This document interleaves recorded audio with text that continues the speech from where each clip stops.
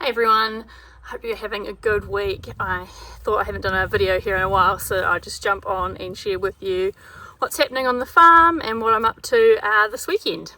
Okay, first things first, tunnel update. Woohoo! Everything is growing, including the weeds. Everything's looking really good in here, and I'll show you some close-ups on some of the plants. I need to figure out what I'm going to do about the pathways, because I don't really think I can just let the weeds go rampant in here. So I'm going to have to put something down, and I've sought some advice from other growers that have tunnels around like what's good to use, but it sort of seems like there's pros and cons to each type of material that you can use. So I think what I'm going to do is put some like weed mat down in the interim to kind of kill what's growing, and then try like some crushed lime or something like that. I'm not sure on if I'll do that on the like oops, you can't probably see that, there we go, kind of like the exterior paths. Might be just easier to put weed mat down, but anyway, I'll do a little bit of experimentation and go from there. Show you what we've got growing. So we've got a little bit of straw flowers just tacked on the end there, just because I'm trying to get early flowers, and sometimes they flower really early actually, the straw flowers, so that was good. The stock is looking great. As you can see, we've got some weeds poking through there, which we'll have to take care of. But yeah, looking really good. Over here we've got some campanula, which has settled in really nicely, and then some snapdragons, which are looking really nice. It is amazing what the tunnel will do for plants. Already, like, I'm just seeing such a difference between what's planted outside and what's in here. Some Sweet William is coming along. Yeah, these poppies like have just bulked up incredibly since we planted them.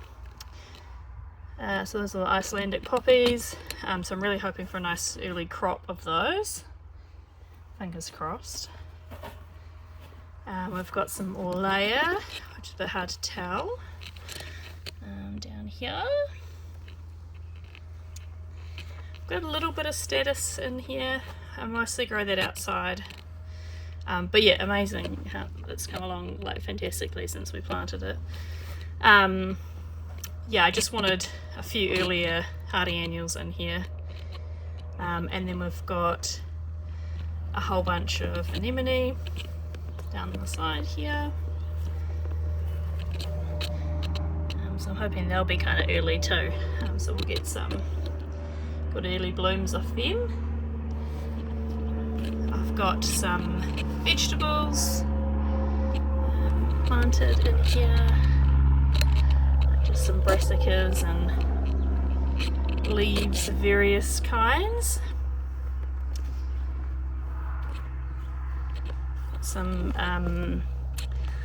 I've forgotten what this is called, trachelium, which is in soil blocks, which is like this, seems to be like the slowest growing thing of all time, but anyway, hopefully that'll come along now that it's out and planted. And then we've got some kale, some cut flower kale, which, I mean, look at the look at the beautiful colour on it.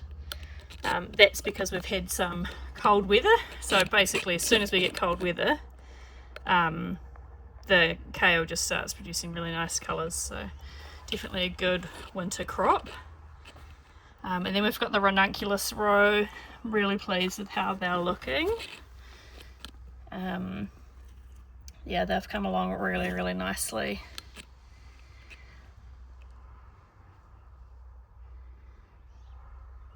So I'm looking forward to when they start producing. Be interesting to see how early they come on this year. We had some almost beginning with our tulips last year, so yeah, it'll be interesting to see how they turn out. So on this pathway down the middle, we are going to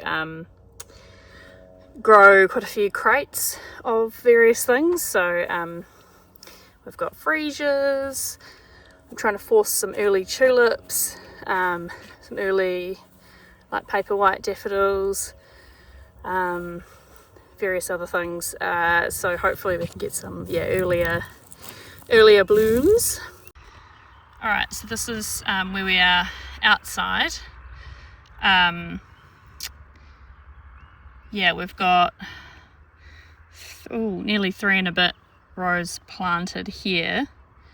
And I just need to come through and do some weeding. Just like, look at that. And yeah, we've got some self-sown Bupleurum that's come up in between the umi. So what I will do is pull that out actually, dig it up, and I might try and plant it somewhere else. Straw flowers, we've got quite a few of them outdoors. You can see how further behind they are the tunnel grown ones already, like they're quite, and they were planted like basically the same time, like within days of each other. So yeah, really interesting to see how things respond in the tunnel. We've got the outdoor snaps and stock, some dragon crest down the back there. What else we got? Some outdoor Orlea, some Sweet William. This is the Campanula. It's looking a little worse for wear out here actually.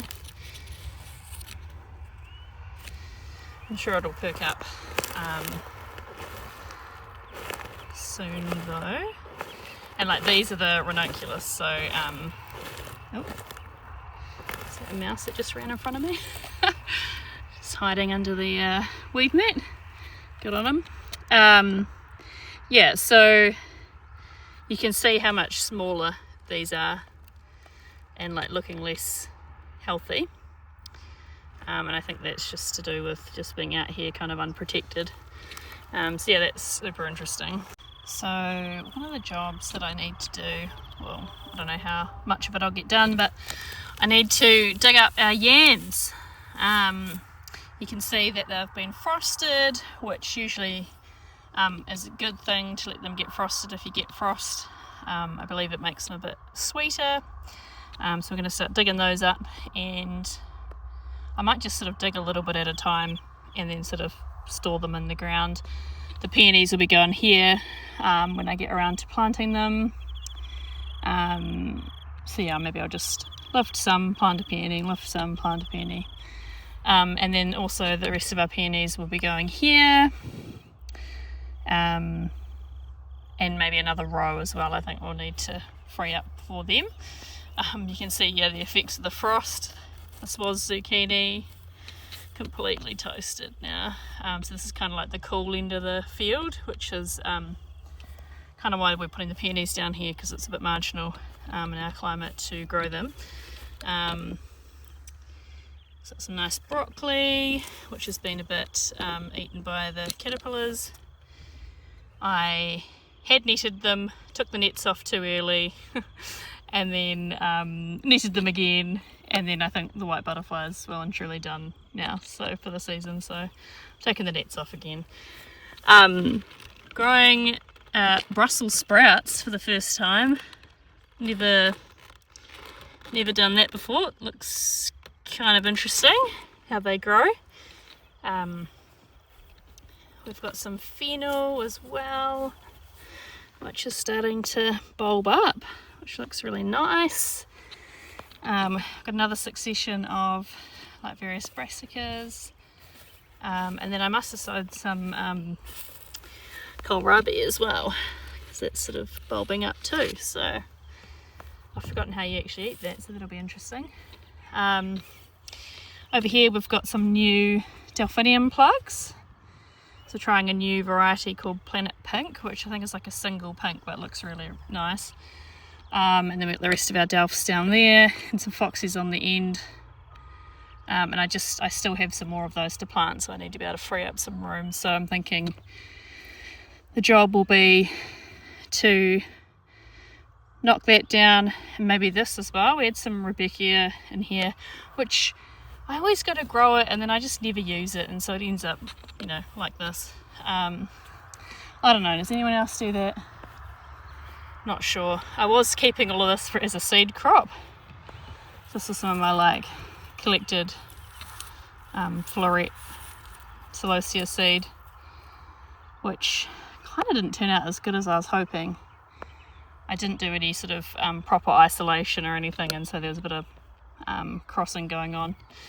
And then I've actually got some Tweedia here that I was growing for seed too, which looks like it started to come open, so I might try and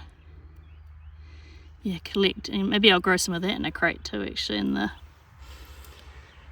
tunnel, and see how that goes.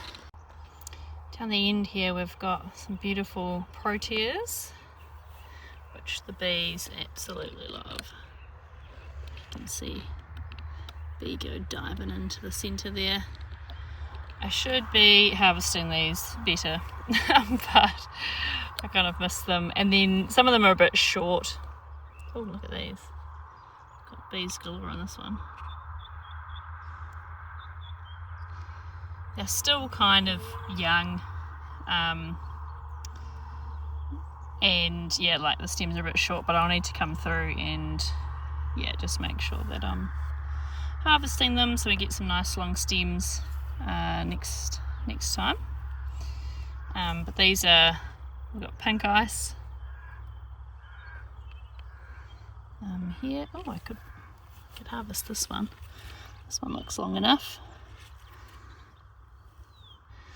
And then I've got a different kind of like white variety here, and then we've got some more proteas further down. I really need to come through and weed these beds. Kind of fallen by the wayside, so I have to chip away at that over the winter. I haven't really got into using this Weigela, but this is like a first year plant. So I'm really impressed with how much it's grown just in the 1 year.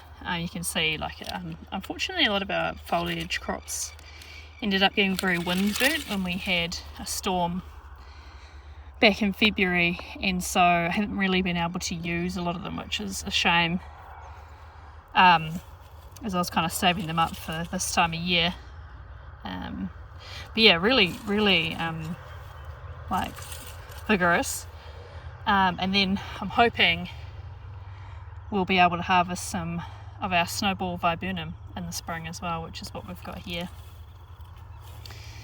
So I think we're starting to get long enough stems to be able to do that now, which is very cool. I think the foliage, one of the foliages that kind of fed the best in the wind was this smoke bush, but even still it was a bit raggedy, so we haven't used much of that. But I have been using this scented geranium recently. I'd kind of just forgotten about it, to be honest, and then I've been scrounging for foliage and it's been really, really useful.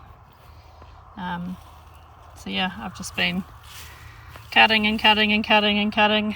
and sort of the only evidence of it's there, so that's great. I'll just use that up and cut it back for next year. Believe it or not, there are irises in here that need to be dug up and moved, and obviously weeded. I think we've lost a few to the weeds, which is a shame, but anyway, such is life. So that'll be on the job list either this weekend or maybe next weekend. You'll be able to see there we've started to cut back everything, and I'll come through and remove these waratahs soon. And actually this is going to be the tulip bed. So one thing that I did last year, which I really liked, was we'd built this raised timber bed. Oh, pointing, yep, there. And we put our tulips in them, and so it just meant that we could build it up off the ground, and yeah, that worked really, really well. And then once the tulips were done, we planted the dahlias. and that I think was a good combo. So we're going to try that again next year. So we've just cut down another status bed, and so we'll come through and Matt will build the frame at some stage, and then we'll top it up with some soil, get the tulips in, and then finish it off with some compost, and then the dahlias will go in there again. I'm not sure if we need more than one of these beds this year or not, so we'll see how that goes. But yeah, quite liking that system. And then I'll probably lift those dahlias as their kind of first year ones, just want to make sure that they don't have any disease. And also I'm trying to multiply my stock this year, so going to try taking some early cuttings and just divide the tubers and stuff. So that should be good fun. This is kind of the story of the year, was just letting the weeds get away, and my poor roses got absolutely neglected. I've been really scrounging for flowers, and so I'm even using some of the rose hips. Trying to find some good looking rose hips. These ones are quite good. I think this is Desdemona, I think. But my poor roses, honestly, they've just been so dry. Some of them have started defoliating. Not good. We didn't get the irrigation set up on them in time, and so they've just kind of been on their own. But anyway, they're quite resilient, so I'm hoping that they will come back okay. As you can see, the alyssum underplanting was more successful than the roses. So at some point I'll just come through and weed it all out. And I did actually plant a whole bunch of lavender and various other herbs and stuff in here, so I'm curious to see if they made it as well. But hopefully they did. Oh yeah, here we go. And I did a bit of chaos sowing of all the old seeds that we had just lying around. So we got some parsley. Oh yeah, some more parsley over here. Good. Various other more parsley. Various other bits and bobs, and no doubt we'll have another coriander crop pop up there soon. Hail Mary sunflowers. Hit and miss. I don't know what is going on here with these buds. They got damaged in some way. We've actually looked like that one's ready to harvest. Same with that one, although it looks like it's got a bit of bug damage, so might leave that one for the bees. A few others are ready to go. That one looks just about ready too. So interesting. And we've had several frosts, not really heavy, but really interesting that they have just pulled through. So the other thing that I've been thinking about is I've been growing my veggies in amongst my flowers for the last couple of years, which has worked really well. I just like to integrate them, but I'm running out of space, and so I am going to separate them, not entirely, but a little bit.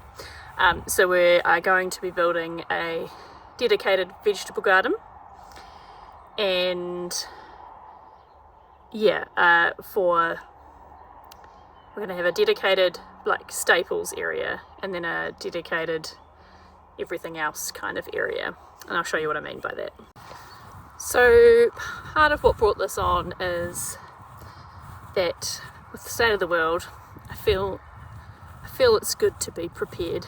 For food costs, all the petrol stuff and food costs are probably going to go up, and so I want to make sure that we've got enough to feed ourselves and also some family and friends. So and I love it, so I love growing vegetables, so I want to make sure that we've got enough, and I don't want it to eat into my flower area.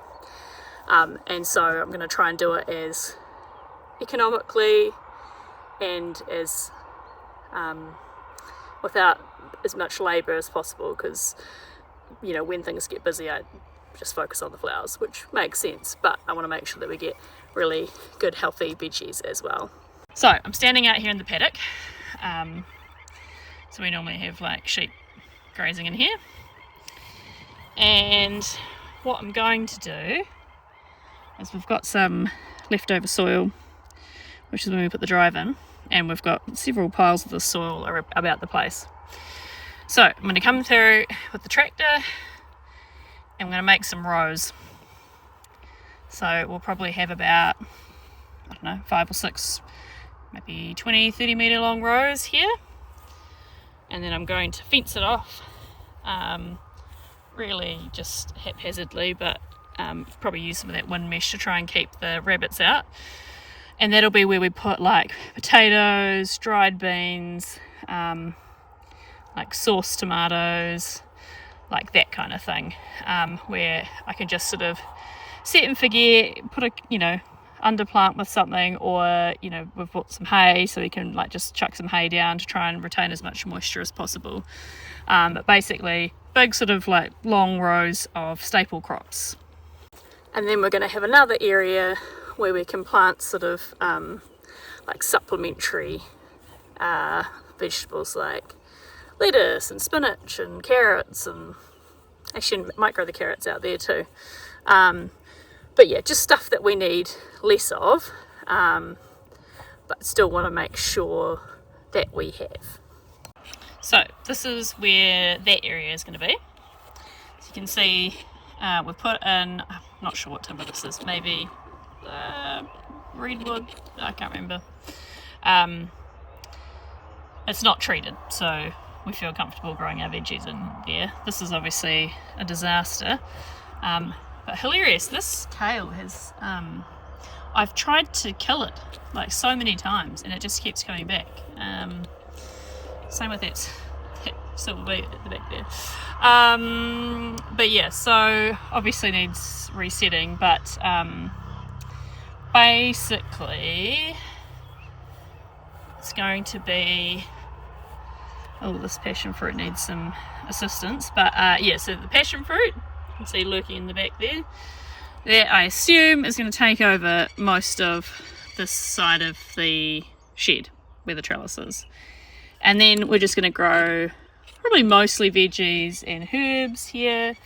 We've got some like chamomile down the end, and then we're going to have another one of these beds kind of going out that way, kind of where the trailer is. And then we're going to have a skinnier bed that follows this structure around. And that is going to be for things like special tomatoes that I want to grow that are not kind of just going to be left to romp out in the paddock, and like nice beans and various other things. So essentially this kind of area of the garden will be more focused on food. And this is the state of the little tropical garden. Things are looking a little worse for wear, given we've had frosts and things like this. I mean, I don't know if this is going to survive, but anyway, it was always a gamble growing that here. But all in all, they're not looking too bad. Like, yeah, doing well. Avocado's surviving. Yeah, so I don't know, so far so good. But yeah, so this will all be vegetables, and I'll still plant stuff out in my flower area, but I'm kind of running out of room as I continue planting our perennials. Yeah, I'm running out of room basically. How cool is this? Like, this used to live in a pot, this tiny little orange. It's like a dwarf orange. We're actually getting oranges off it now. How good. You might be thinking, why are you growing veggies in your flower farm and not like at your house or something, but I'm here all the time, so and like all of my gear and stuff's here, so it's just easier, you know. And I think you've just sometimes got to look realistically at your life and like what's actually gonna work, you know. And I think yeah, I'm here all the time, this makes sense to me, so yeah, so we're gonna do it. Anyway, thanks so much for staying with me on this rambly farm tour, but yeah, we've got lots of things planted. We need to do a lot of weeding and just get things under control, and then we'll be moving into planting bulbs for spring. So yeah, it's all go around here. I'm hoping that things will start to slow down soon, but I've been saying that for a while, so you never know. But yeah, thanks for coming along, and yeah, hope you have a good week and get some time out in your garden.